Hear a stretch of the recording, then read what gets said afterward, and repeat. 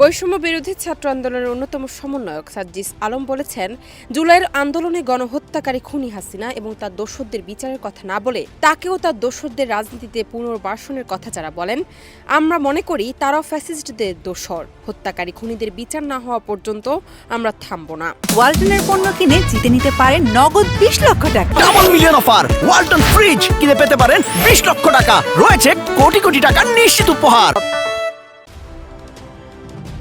23 November Barishal শিল্পকলা academy মিলনায়তনে July August আন্দোলনে শহীদ পরিবারগুলোর মধ্যে সহায়তার চেক বিতরণকালে এই কথা বলেন তিনি।